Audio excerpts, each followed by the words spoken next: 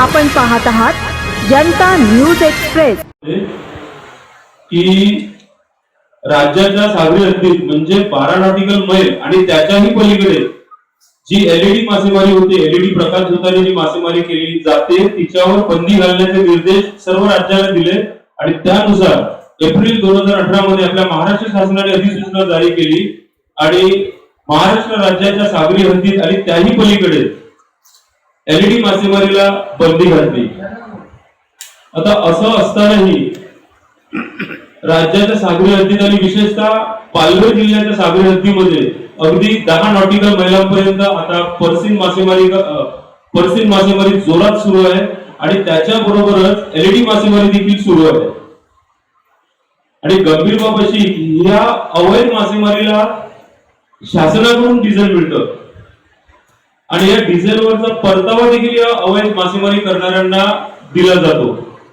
आम्ही याबाबत वारंवार वेळोवेळी तक्रारी केलेल्या आहेत। अगदी मत्स्यमंत्री नितेश राणेंपासून आयुक्तांपासून ते सहाय्यक आयुक्त, परवाना अधिकारी, प्रादेशिक आयुक्त या सगळ्यांकडे तक्रारी केल्या, पण आजपर्यंत कुठलीही कारवाई झाल्याचं आम्हाला तरी दिसत नाहीये।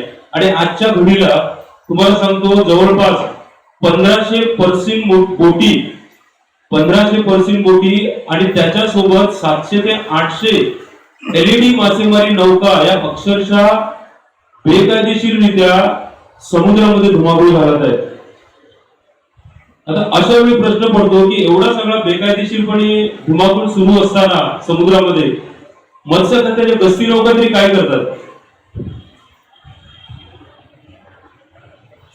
जानेवारी पासून महाराष्ट्र शासनाने ड्रोन प्रणाली चालू केली, पण आता हे ड्रोन देखील अवैध मासेमारीवर कारवाई करण्यात अपयशी ठरू लागल्याचं आम्हाला दिसू लागले। कारण ज्या वेळी आम्ही आयुक्त कार्यालयात जातो की बाबा ड्रोन चालू केले तर त्या ड्रोनला काही पर्सिन मासेमारी बोटी दिसतात की नाही, आम्हाला एकच उत्तर मिळतं की ड्रोनच्या निदर्शनास येतात बोटी, पण त्या बोटीमध्ये मोशन मध्ये असतात, त्या प्रत्यक्ष मासेमारी करताना आढळून येत नाही, त्यामुळे त्यांना पकडता येत नाही। आता प्रश्न असा येतो की त्या जरी मोशन मध्ये असल्या तरी त्या पर्यटनासाठी त्या ठिकाणी गेलेल्या आहेत का? या कुठल्याही बोटींकडे परवाने नाहीयेत, विहित कागदपत्र नाहीयेत। मग अशा जर बोटी दिसत असतील तर त्या बोटीवर कारवाई करायची जबाबदारी कोणाची आहे? मग ह्याच्यावर अधिकारी लोक उत्तर देत नाहीयेत। एकीकडे अवैधरित्या मासेमारी करायची, शासनाचं डिझेल घ्यायचं आणि त्या डिझेलवरचा परतावाही मिळवायचा, या माध्यमातून शासनाच्या तिजोरीची देखील लूट होत आहे। आणि ह्याच्यामध्ये मत्स्य अधिकारी आणि एक पर्सिन मधले भांडवलदार यांची मोठी लॉबी सक्रिय आहे। दरवर्षी हजारो कोटींची लूट हे लोक शासनाची करत असतात पर्सिन मासेमारी आणि त्या डिझेलवरील परताव्याच्या माध्यमातून। दुसरा मुद्दा असा आहे की एवढं सगळं बेकायदा समुद्रात चाललेलं असताना हे लोक सागरी सुरक्षेला देखील धोका निर्माण करतात। कारण ज्या बोटींकडे कायदेशीर कागदपत्र नाहीये, ज्या बोटी बेकायदेशीरपणे तिकडे धुमाकूळ घालत असतात, अशा बोटीवर कारवाई का होत नाही? आणि असं जर झालं, कारवाई जर होत नसेल तर त्यातून देशविरोधी ज्या काही शक्ती असतील त्यांना कारवाई करण्यासाठी प्रोत्साहन मिळू शकतं। त्यामुळे हे लोक मत्स्य खात्यातले जे अधिकारी आहेत हे केवळ छोट्याशा आमिषा बोटी देशाच्या सागरी सुरक्षेलाही धोका निर्माण करू पाहतायत असा आमचा आरोप आहे आणि या सर्वांची चौकशी होणं तेवढंच गरजेचं आहे। आता मत्स्य खात्यातील अधिकाऱ्यांचा जो काही कारभार आहे तो अतिशय संशयास्पद आहे।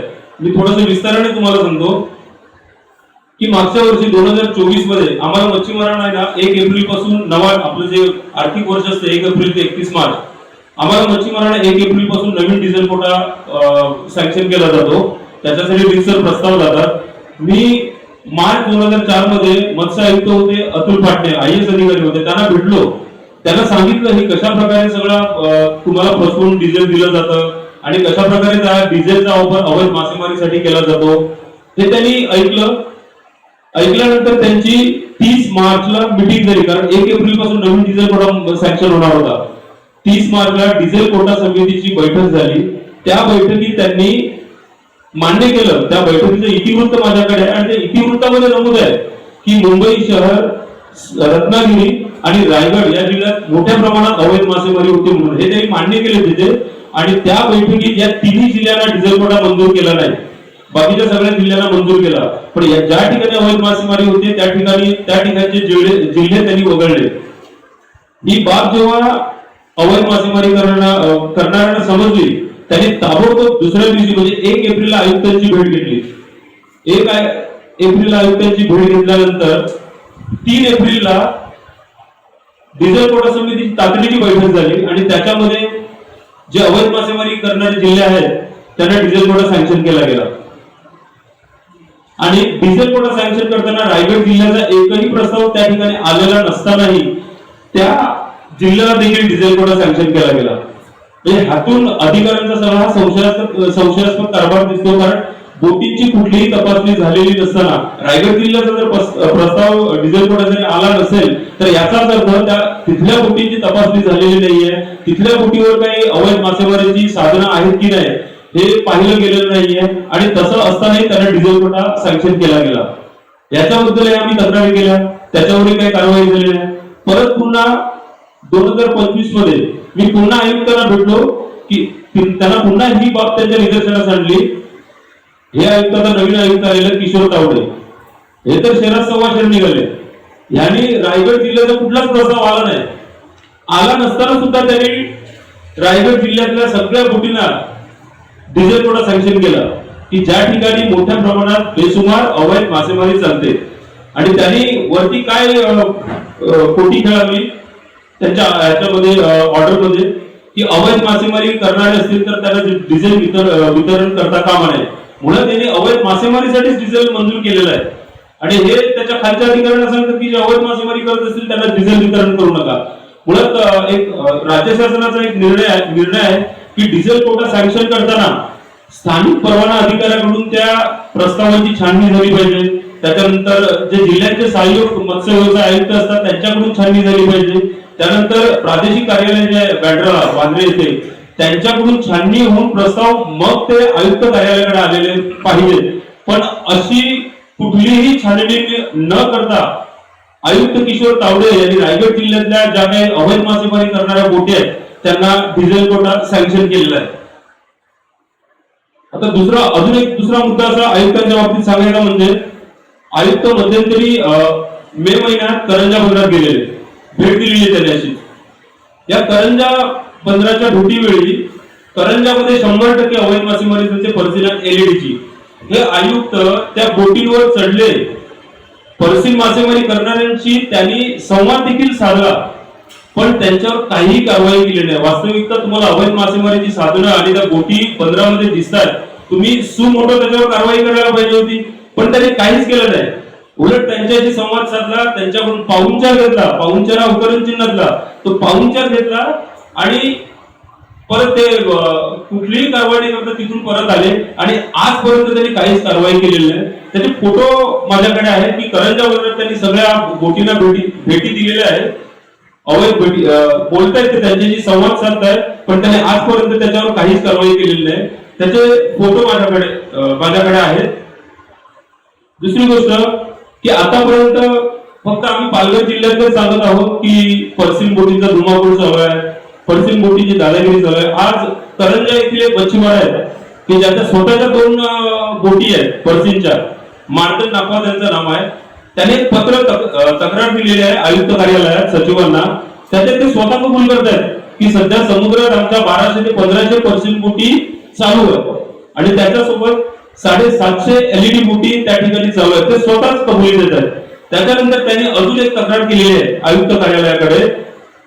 ते पत्र मी तुम्हाला देतो इंग्लिश मध्ये. त्याच्यामध्ये त्यांनी कशा पद्धतीने एलईडी आणि परसीन मासेमारी सुरू राहावी यासाठी अधिकाऱ्यांना पैसे दिले जातात आणि माझ्याकडूनही पैसे मिळावे म्हणजे त्याच्या तक्रारदाराकडून पैसे मिळावे म्हणून त्याला परसीनवाले कसं धमकावतात हे त्यांनी पत्रामध्ये म्हटलेलं आहे. स्थानिक परवाना अधिकाऱ्याचा रेट किती आहे आणि सहाय्यक आयुक्तांचा रेट किती आहे, उपायुक्तांचा रेट किती आहे हे सगळं त्यांनी त्याच्या पत्रात म्हटलेलं आहे. म्हणजे हे पत्र अक्षरशः अधिकाऱ्यांना उघडं वाटणारं पत्र आहे आणि हे पत्र ज्याने दिलंय त्याच्या स्वतःच्या परसीनच्या बोटी आहेत. तर आमची एक विनंती आहे आपल्याला याच्या प्रेसच्या माध्यमातून की हा प्रश्न आपण आपल्या माध्यमातून उचलून धरावा आणि त्याला सरकारचं लक्ष जाईल, त्या हिवाळी अधिवेशनात सरकारच्या या मुद्द्याकडे लक्ष जाईल अशा पद्धतीने आम्हाला सहकार्य करावं अशी आमची आपणा अगदी कळकळीची विनंती आहे. मला वाईट वाटतं सांगायला की नितेश राणे आज मत्स्यमंत्री आहेत.